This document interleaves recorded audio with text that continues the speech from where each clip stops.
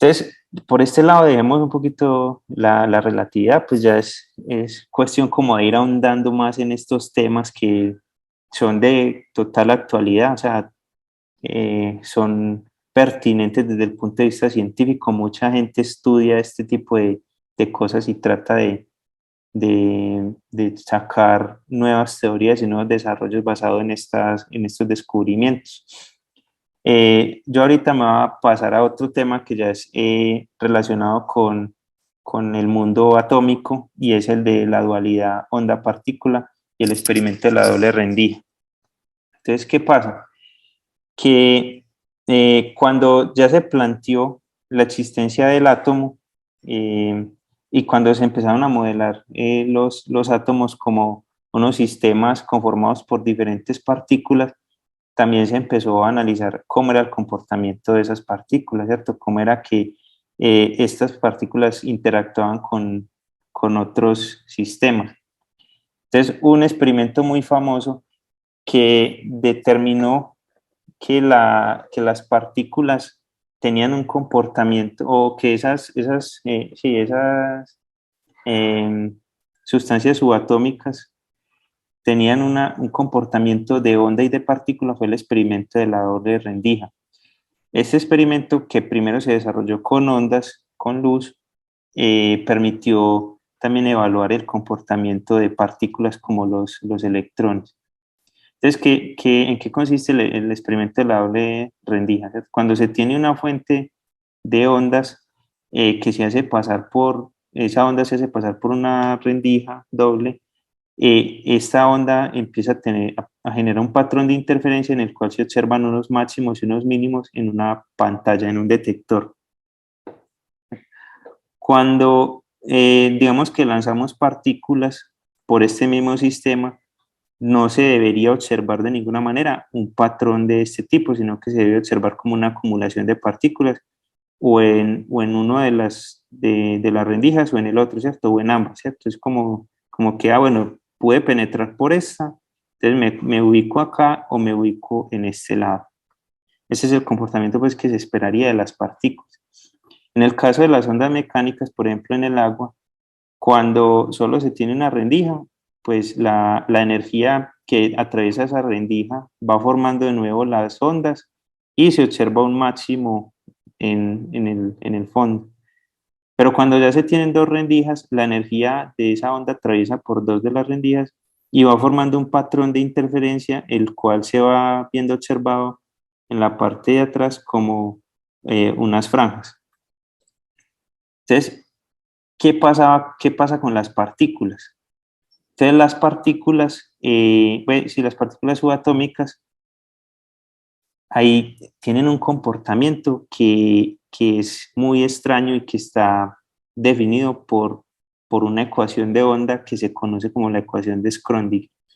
Esta ecuación define que esa partícula tiene potencial de estar distribuida en diferentes partes del espacio en un instante de tiempo, pero que cuando se intenta definir de manera detallada en qué posición está, se produce un proceso que se conoce como el colapso de la ecuación de onda, en el cual ya se puede determinar de manera exacta en dónde se encuentra esa partícula.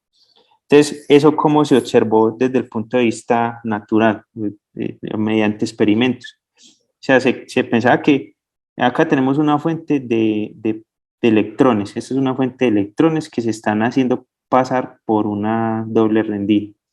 Lo que se observa de manera experimental era que esta partícula iba, perdón, esto todavía no es lo de esa partícula, digamos que este es el comportamiento, así, sí, esta es la partícula. Entonces, acá viene la partícula, pero cuando atravesaba la doble rendija, esa partícula parecía como si estuviera atravesando al mismo tiempo las dos rendijas. Entonces, cuando atravesaba las dos rendijas y chocaba ya con el sistema de medición, se colapsaba de manera inmediata la función de onda y entonces esa onda que estaba viajando por el espacio se convertía en una partícula en la pantalla. Cuando se siguen lanzando partículas a esa doble rendija, pues de igual manera se sigue teniendo que la energía atraviesa las dos partículas, pero cuando ya choca con la pantalla, colapsa la función de onda y, y se forma un patrón de interferencia similar al que se formaría con una onda. Es decir, que hay unos puntos de la pantalla en la que se ven expresados esas partículas que chocan contra la pantalla. Es como si formaran un patrón de interferencia al atravesar por las dos rendijas. Pero también se observó que esto cuando no se tenía idea de por cuál de las dos rendijas atravesaba la partícula. Entonces es como si la partícula, cuando nadie la estuviera mirando, cuando nadie la estuviera observando, atravesaba el 50% por una de las rendijas y el 50% por la otra rendija, pero ya cuando se pasa al punto donde se observa, donde se quiere detectar, ya no puede estar 50% en un lado y 50% en otro, sino que la partícula colapsa y se expresa en un solo punto en el espacio. Pero cuando se tiene la observación, incluso antes de la doble rendija, entonces en ese punto, cuando ya se empieza a definir en el experimento por cuál de las dos rendijas atraviesa, entonces se está haciendo colapsar la función de onda mucho antes de llegar al punto de medición y el comportamiento de la partícula es como partícula. Entonces solamente choca contra una de las paredes del sistema y no importa por cuál de las dos atraviese. Si yo estoy midiendo, ya estoy haciendo colapsar la función de onda de manera prematura y el patrón que se observaba en el experimento, en el resultado, era completamente diferente al que se observaba cuando no teníamos un observador. Entonces, ahí en ese momento fue que se le empezó a dar como relevancia a que en el mundo cuántico el proceso de hacer medición del experimento afectaba de manera significativa el resultado del experimento, ¿cierto? Se pudo observar en este experimento tan simple de que cuando se tenía cada un observador intermedio en el experimento, pues ya el comportamiento del experimento cambiaba de manera completa, ya no se tenía ese patrón de interferencia que se observaba de un comportamiento ondulatorio, sino que ya se tenía un comportamiento de partícula. Y es porque al hacer la medición ya se le está induciendo a la partícula un estado en esa parte, en esta región del espacio. Esto ya se está definiendo de cierta manera por cuál de las dos rendijas debió haber entrado y de esa manera ya el comportamiento de ahí en adelante se define por cómo la onda colapse nuevamente sobre el, sobre la pantalla, ¿cierto? Eh, es como si estuviéramos en este caso, ¿cierto? En el que tapábamos una de las rendijas porque ya de cierta manera estábamos definiendo por cuál de las dos rendijas estaba entrando la partícula y se observaba la acumulación de esa partícula en una región del espacio. Es un experimento pues que se ha observado a nivel experimental.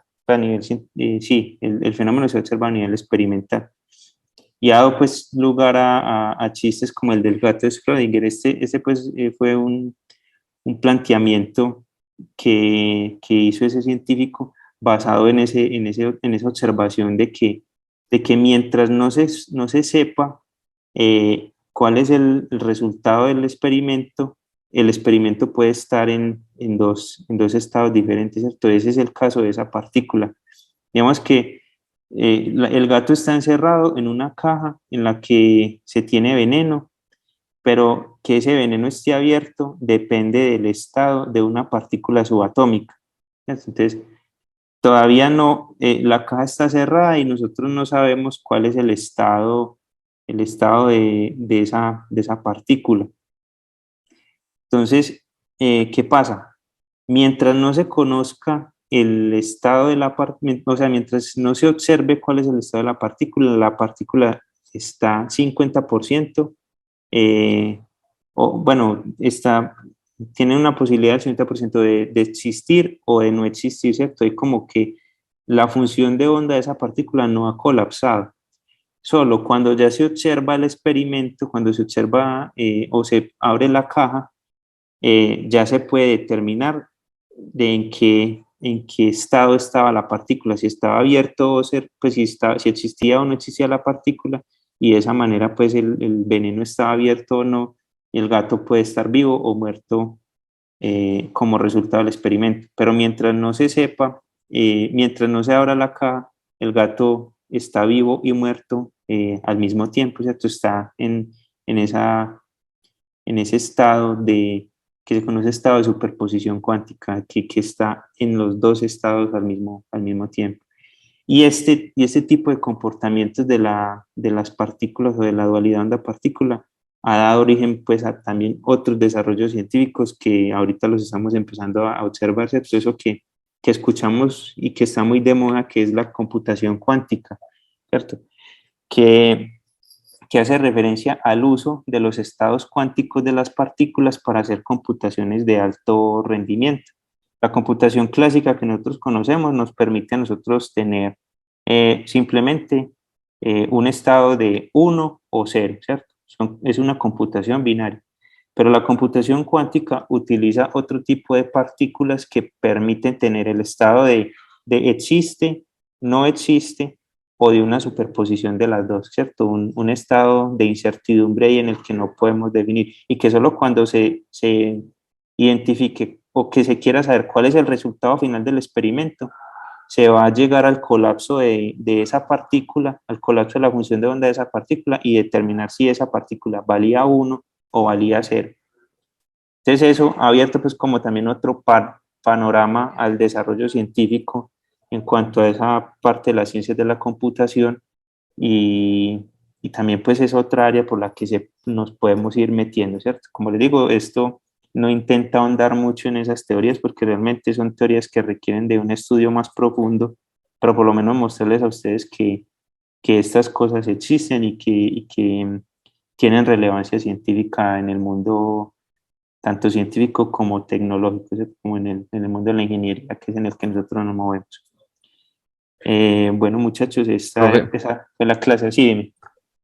profe, qué pena, ¿usted me puede repetir así de manera breve esto del experimento de Schrödinger? Esa Sí, cajita, la sí, cajita. sí. Listo. Entonces, el experimento dice, no sé si se realizó en realidad o no, pero yo creo que fue más bien una suposición que trataba de explicar el comportamiento cuántico de la partícula. Entonces, ¿qué? Vamos a suponer que metemos un gato dentro de una caja con un veneno y que ese veneno, la apertura de ese veneno depende del estado cuántico de una partícula, ¿cierto? Entonces, la caja va a estar cerrada, yo no voy a ver el gato, no sé si el gato está vivo o muerto, tampoco lo voy a poder escuchar, ¿cierto? Entonces no sé nada del estado del gato.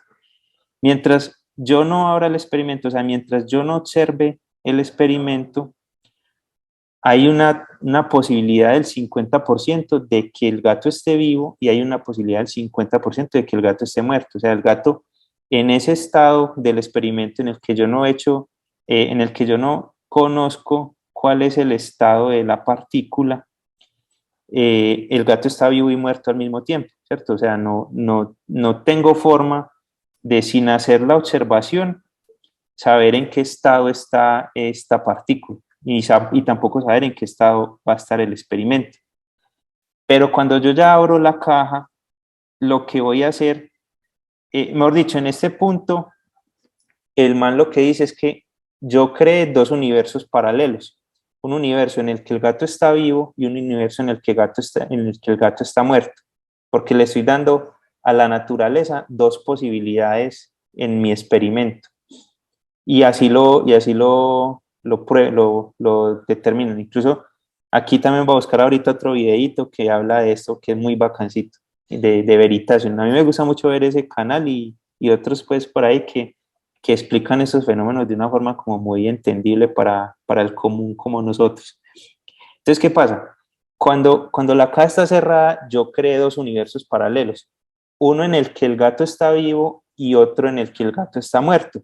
Lo que yo no sé en ese momento es en cuál de los dos universos paralelos yo estoy, porque estoy en potencia, en 50% en el que está muerto o en 50% en el que está vivo. Cuando ya yo abro la caja, lo que estoy haciendo es hacer que colapse la función de onda de la partícula, definiendo si la partícula está en un estado cuántico o está en otro, y determinando si el veneno está abierto o está cerrado y si el gato está muerto o está vivo.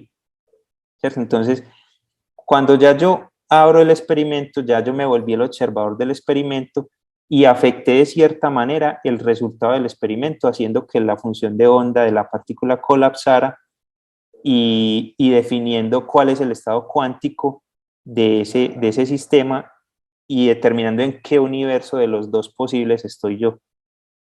Entonces, ahí empieza como también ese paradigma de los universos paralelos que se forman por ese tipo de desconocimiento de en qué estado está esa partícula fundamental.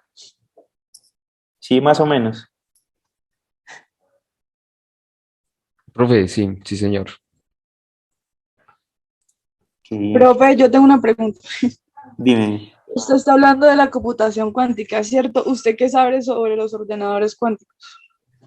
¿qué sé? Pero ¿cómo así? De pronto explícame más un poquito. Ah, bueno, profe, pues ¿cómo van? ¿Quién los, o sea, si ya existen, si se utilizan, todo eso? Bueno, sí. Sí existen y se utilizan, pero no son de acceso al mundo cotidiano, pues como esperaríamos yo ya puedo ir a comprar un computador cuántico en Monterrey. No, eso no es todavía así. Los computadores cuánticos sí existen y se están utilizando pues en la actualidad. Hay un proyecto grande que se llama IBM Quantum,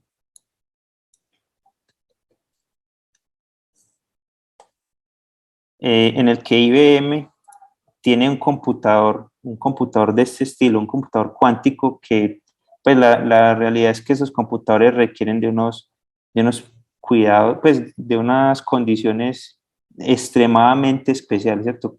Casi que presiones absolutas iguales a cero en el interior pues, del experimento, temperaturas cercanas al cero absoluto porque necesita de manejo de semiconductores en su estado más puro, humedades casi que inexistentes. Entonces, para poder que esos computadores funcionen y que puedan tener esos estados de computación de, de, de qubits, así se llama pues como la unidad de computación de los computadores cuánticos, se necesita unas infraestructuras de laboratorio muy especiales. Entonces, esto sí existe, sí se está desarrollando y digamos que es posible acceder de cierta manera a hacer pruebas con esos computadores. Por ejemplo, uno puede crear una cuenta en este proyecto y de cierta manera generar algoritmos básicos, como ir aprendiendo todo el tema de algoritmos de computación cuántica y ponerlos a prueba con el proyecto IBM. Incluso también hay librerías en Python que tratan de simular algunos de los algoritmos que se generan para este tipo de computación, preparándose como para el día en que estos computadores se vuelvan más del común, ¿cierto? Pero todavía siguen siendo sistemas que se utilizan en laboratorios. Profe, pero, por ejemplo, ¿usted qué piensa del futuro? Porque, o sea, digamos, ahora todo se maneja por internet, ¿cierto? Y todo está Sí. como en algoritmos. Y pues ya usted con un computador cuántico puede hacer, no sé, muchas cosas, como procesar todos esos, pues yo leí que lo que, por ejemplo, que un ordenador, unos cálculos que tardaban en una computadora normal de, no sé, como de 10.000, yo no sé, años, algo así, en un computador cuántico era de minutos. Sí, y O es sea, por la existencia pues de ese estado adicional de los qubits que permite pues tener además del 1 y el 0, tener unos estados intermedios y que colapsan solo al final del experimento.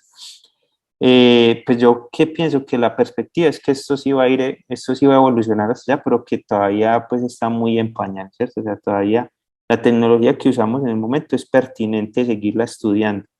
Sin embargo, hay que ir explorando pues esto también, ¿cierto? O sea, no hay que dejarlo de lado porque también en cierto momento se va a volver pues como el cotidiano, así como el internet cuando salió, que solamente era de aplicaciones militares o gubernamentales y que en cierto momento ya pues se pudo expandir la aplicación del internet ya a una vida más cotidiana y ya pues en el día de hoy todos dependemos en gran medida de lo que se puede hacer con el internet, ¿cierto?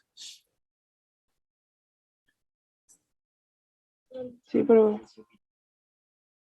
Sí te respondí la pregunta o no, no sé. sí, pero lo que pasa es que es un tema muy interesante Sí, y que tiene, o sea, y que es un tema hacia futuro, o sea, porque es que todo el futuro va a ser más, todo como cibernético, todo tiende a eso. Y ajá, pues con eso, pues, si uno entra al campo de la programación y todo eso, tiene que ir pensando en y las cómo cosas que migrar va, hacia acá. y cómo migrar hacia allá, exacto. Entonces es un tema Ujú. muy interesante que yo siempre me he preguntado cómo van a ser al futuro, digamos, las empresas o todo lo que está como virtual. Sí, Sí, ¿me exacto. entiendes? Sí, incluso pues es que la tecnología pues avanza pues todos los días, ¿cierto? O sea, hay cosas, hay procesos inherentes a al desarrollo humano que nunca paran. A mí hace por lo menos 6 o 7 años me están diciendo que lo que nosotros estamos aprendiendo de electrónica ya no sirve, porque el nuevo paradigma en el desarrollo de tecnologías es no controlar los electrones, sino controlar el spin eléctrico, el spin magnético de los átomos, perdón. Entonces ya la ciencia va a pasar de ser de movimiento de cargas puntuales a movimiento o al establecimiento de unos estados magnéticos dentro de los sistemas, y eso se le llama que es que la magnetrónica. Entonces eso es como volver a devolver todo lo que ya teníamos en electrónica y empezar por un camino nuevo, ¿cierto? Y es posible que sea más revolucionario, pero igual por este lado también se va a continuar desarrollando. O sea, entonces, muchas veces uno tiene que seguir por el camino que va porque es el que le permite hacer los desarrollos actuales, pero no dejar de lado lo nuevo porque sabe que en algún momento va a ser pues como lo más desarrollado. Lo mismo pasa con esta área de la computación cuántica. Esto plantea ser uno de las grandes revoluciones de este siglo y sobre todo por eso que va a permitir, digamos, que se aprovecha de esas capacidades del mundo cuántico que, si, no sé si ustedes han escuchado de pronto en los cursos de instrumentación que, bueno, no, ustedes me dijeron que apenas habían visto circuitos, pero más adelante van a ver los cursos de electrónica en los que se está llegando a un punto en que los procesadores actuales ya no van a poder mejorarse más por las limitaciones físicas de los semiconductores, ¿cierto? O sea, se está llegando a un punto en el que el tamaño de los transistores que componen los procesadores está llegando a un tamaño tan pequeño que se está viendo afectado por el comportamiento cuántico de las partículas, ¿cierto? Entonces, antes un transistor tenía como resultado 1 y 0, pero ahorita ya con los tamaños que se encuentran, hay estados cuánticos que no permiten definir el funcionamiento y que no son apropiados tomarlos desde la electrónica, entonces por eso se está desarrollando esta parte de la cuántica. Y eso pues ha venido, pues la reducción de los transistores ha venido pues dándose porque cada vez se necesitan mayores capacidades de procesamiento, mayores velocidades de procesamiento, mayores capacidades de almacenamiento en tamaños más pequeños, menos consumo. Entonces, con esos nuevos desarrollos aparecen también nuevos problemas y también a esos nuevos problemas se les dan nuevas soluciones.